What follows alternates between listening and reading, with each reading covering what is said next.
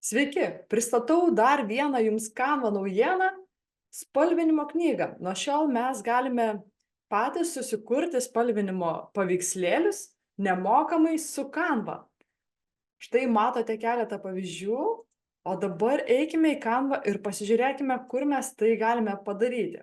Canva pradžios puslapyje galime pasirinkti bet kokį dydį, tai spaudžiu kurkite dizainą ir tegul bus, pavyzdžiui, A4 dokumentas, portretas. Ir dabar eikime į kairės pusės meniu programos ir į paieškos langelį rašykime Coloring Book. Pasirenkame Coloring Book. Štai šis aplankas, spaudžiame ant jo ir dabar mums reikia tik tais įrašyti raktinius žodžius.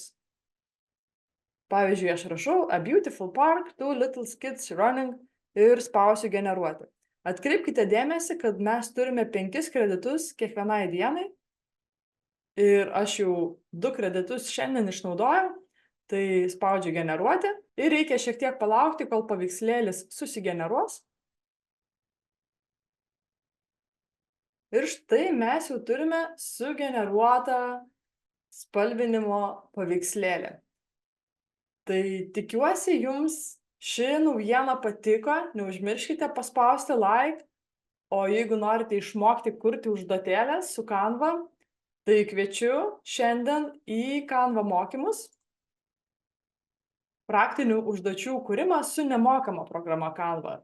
Tai čia mes sužinosime tikrai labai daug galimybių ir naujienų, o jeigu netinka laikas ir norite studijuoti savo patogiu laiku, tai visus mano vedamus Canva mokymus rasite puslapyje coursera.lt.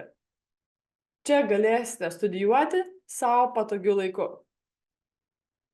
Taip pat, jeigu domina dirbtinio intelekto galimybės, tai kviečiu į Canva dirbtinio intelekto mokymus, kurie vyks birželio 26 dieną. Tai tiek šiam kartui ir lengvos jums kūrybos. Iki!